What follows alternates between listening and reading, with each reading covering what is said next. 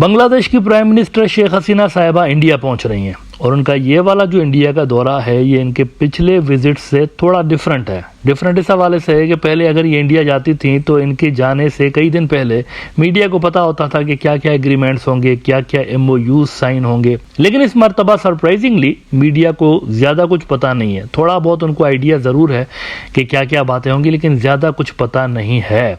तो ये एक इंटरेस्टिंग पहलू है इस विजिट का। अब ज़रा ये जांचने की कोशिश करते हैं यहाँ पर कि वहाँ क्या क्या चीज़ें डिस्कस होंगी। 2-3 चीज़ें तो मैं बता सकता हूँ आपको कि वहाँ पर होने जा रही हैं। एक तो मैं काफ़ी दिनों से लेकर इंडिया और बांग्लादेश के डिफेंस टाइज के हवाले से यहाँ पर प्रोग्राम कर रहा था, क्योंकि मुझे लग रहा था कि ये वाली जो विजिट होगी इनकी और मोदी की भी जो विजिट बांग्लादेश के अंदर होगी, इन दोनों मीटिंग्स के अंदर डिफेंस के हवाले से इंडिया को काफ़ी कुछ उम्मीद है कि बांग्लादेश इनको कोई रोल देगा। इंडिया एग्रेसिव डिप्लोमेसी कर रहा है डिफेंस के हवाले से कोई रोल हासिल करने के लिए। तो उनकी ये वाली जो विजिट है शेख हसीना की इंडिया के अंदर, उसमें आप एक्सपेक्ट कर सकते हैं कि डिफेंस के हवाले से कोई हमें डेवलपमेंट होती हुई नजर आए, कोई रोल इंडिया को दिया जा सके। इट्स क्वाइट पॉसिबल, क्योंकि जो इंडिया की फॉरेन मिनिस्ट्री है उनके स्पोक्सपर्सन ने आज जो बातें की हैं उसमें उन्होंने डिफेंस के हवाले से भी बात की है। मतलब ज़्यादा कुछ उन्होंने डिटेल शेयर नहीं की। उन्होंने कहा कि जब उनकी विजिट हो जाएगी तो विजिट के एंड में प्रेस रिलीज जारी होगी और स्टेटमेंट्स जारी होंगे, उसमें सारा कवर होगा कि क्या क्या MOUs हुए हैं, क्या क्या एग्रीमेंट्स हुई हैं। लेकिन डिफेंस का नाम उन्होंने ज़रूर बाय द वे लिया है, कनेक्टिविटी और डिफेंस और ये सारा कुछ। ढाका ट्रिब्यून ने रिपोर्ट किया है कि ministry of external affairs both India Bangladesh have a lot of expectations. बड़ी उम्मीदें हैं हमें बांग्लादेश से, बड़ी उम्मीदें हैं। वो हमारे पुराने दोस्त हैं और इसीलिए हम समझते हैं कि हमारी जो एक्सपेक्टेशंस हैं वो ये फुलफिल करेंगे बांग्लादेश वाले। It's a very important visit for us, वो कह रहे हैं, इंडियंस कह रहे हैं। It's a very important visit for us, both sides have a lot of expectations because The relationship is so special and so friendly। और आगे वो कहते हैं इंपॉर्टेंट हिस्सा उनकी इस बातचीत का कि he said there will be a post visit press engagement and journalists will be able to know all the details on issues that the two sides would agree to do together on trade, connectivity and defense fronts। तो इसमें थोड़ा कहा ज़्यादा समझा वाली बात है। उन्होंने कह दिया कि भाई डिफेंस के मुद्दे पर भी कुछ होगा, कुछ एग्रीमेंट्स होने वाले हैं।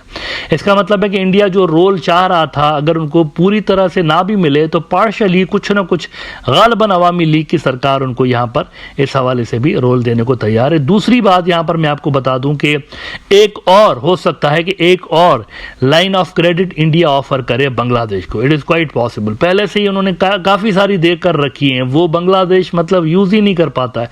ब्यूरोक्रेटिक हार्डल्स इतने हैं, इंडिया की पुराने ज़माने की ब्यूरोक्रेसी, अंग्रेज़ों के ज़माने की, उसके अंदर वो रिफॉर्म्स लाते नहीं हैं। अभी हाल ही में आप देखिए कि कॉम्पिटिटिव एग्जाम्स जो होते हैं इंडिया के अंदर, जहां पर ब्यूरोक्रेसी भर्ती की जाती है हाई लेवल की, उसमें इतना बड़ा स्कैंडल निकल के आया है कि वो पेपर लीक हुआ था डार्क वेब के ऊपर। मतलब इनके यहाँ अब जो ब्यूरोक्रेट्स पैदा हो रहे हैं वो तो ऐसे ही हैं, सिफारिशी पेपर खरीद के जो कि आ रहे होते हैं। ऑलरेडी ब्यूरोक्रेसी का हाल इतना अच्छा है नहीं। बहुत सारे मुल्क जो हैं कंप्लेन करते रहते हैं कि इंडिया के अंदर कोई प्रोजेक्ट लगाना होता है तो बहुत अरसा लगता है उसके अंदर अप्रूवल हासिल करने में और डॉक्यूमेंटेशन के अंदर बहुत अरसा लग रहा होता है। और ऑन टॉप ऑफ दैट ये भी चीज़ें हो रही होती हैं। तो लाइन ऑफ क्रेडिट बांग्लादेश को इन्होंने देख कर रखी है। ब्यूरोक्रेटिक हर्डल्स की वजह से बांग्लादेश यूज़ नहीं कर पा रहा होता उसको, उसके बावजूद इंडिया एक और इनको देने वाला है। तो ये दूसरा प्रोजेक्ट है जो कि मीडिया के अंदर आपको इतना ज़्यादा शायद नजर ना आए, लेकिन ये होने जा रहा है। और इसके अलावा ये भी हो सकता है कि तीस्ता का जो प्रोजेक्ट है उसको मत भूलिएगा। यहाँ 2 ऑप्शंस हैं, इंडिया ने 2 ऑप्शंस दिए हुए हैं। नंबर 1 उनका जो ऑप्शन है वो यहाँ पर ये दे रहे हैं कि एक मरतबा फिर से ट्रक की बत्ती के पीछे लगाने का उनका इरादा है। ट्रक की बत्ती के पीछे लगाने का मतलब होता है कि किसी को बिजी रखा जाए, काम ना किया जाए, बस ऐसे ही बिजी रखा जाए, ऐसे ही फालतू में निगोसिएशंस के अंदर इन्वॉल्व रखा जाए और बस मतलब टाइम गेन करना।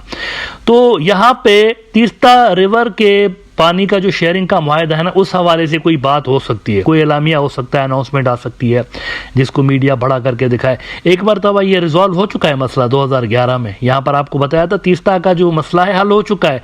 2011 में एग्रीमेंट हुई थी, इंडिया ने वो एग्रीमेंट उसको लात मार दी। उन्होंने कहा नहीं मानेंगे, की है एग्रीमेंट, चलें ठीक है की है भाई, लेकिन नहीं मानेंगे। ये हुआ है 2011 में।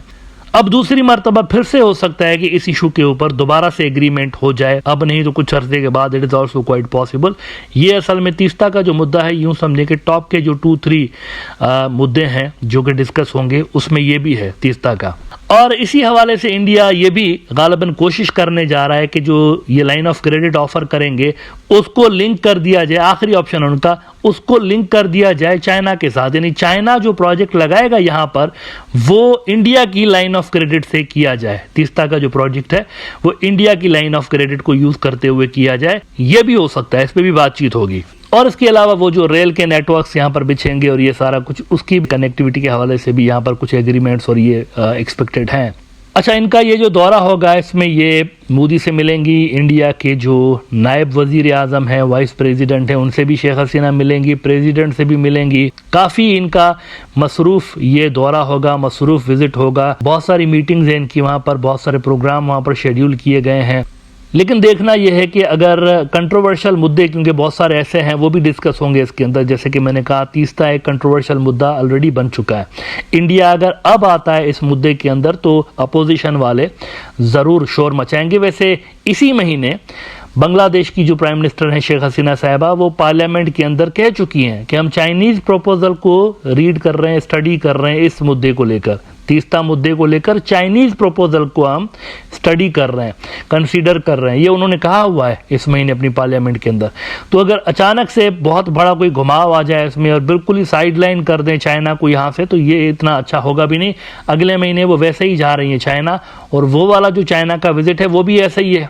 चाइनीज़ भी यही कह रहे हैं कि उनका ये विजिट गेम चेंजिंग होगा और बहुत इंपॉर्टेंट हम वाहिदे इसमें साइन करने जा रहे हैं। अच्छा, आखिर में ये भी बता दूं आपको कि शेख हसीना का ये जो विज़िट है इसकी एक और भी सिग्निफिकेंस है, और वो सिग्निफिकेंस ये है कि जब इंडिया की ये जो नई सरकार बनी है ना, मोदी की तीसरी सरकार, तो उसमें शेख हसीना पहली गैर मुल्की लीडर हैं, हेड ऑफ द स्टेट हैं, जो कि इंडिया आई हुई हैं। इनसे पहले कोई नहीं आया, मतलब कोई दूसरा लीडर नहीं आया इस बीच, ये पहली होंगी। तो ये भी आपको शो करता है कि वो जो नेबरहुड फर्स्ट पॉलिसी को नए सिरे से मोदी साहब लॉन्च करना चाह रहे हैं ना, तो ये उसको जाहिर कर रहा है कि पहली जो विजिट होगी वो किसी और मुल्क की नहीं होगी, इन्हीं की होगी, शेख हसीना साहिबा की होगी, बांग्लादेश की होगी। विच मीन्स के मोदी के थर्ड टर्म में ये खास फोकस करेंगे, खास ध्यान देंगे बांग्लादेश के साथ जो इनके टाइज हैं उनके ऊपर, और नेबरिंग कंट्रीज बाकी जितने भी हैं उनके ऊपर भी ये खास फोकस करने जा रहे हैं। और ये वाला जो दौरा होगा गालिबन ये कनेक्टेड होगा मोदी के दौरे के साथ। मोदी भी आने वाला है बांग्लादेश कुछ ही दिनों के अंदर। तो ये दो दौरे जो हैं, दो विजिट्स जो हैं, इसको मैं मिला के देख रहा हूँ। हो सकता है कि कुछ एग्रीमेंट्स यहाँ पर किए जाएं और कुछ एग्रीमेंट्स ढाका के अंदर किए जाएं। It is also on the cards. और मोदी साहब को उम्मीद है कि उनकी ये जो नई स्ट्रेटजी है ये काम करेगी, और ढाका के अंदर उनका जो इन्फ्लुएंस गिरा है इतने सालों के अंदर, उसको दोबारा से ये रिवाइव करने में कामयाब हो पाएंगे।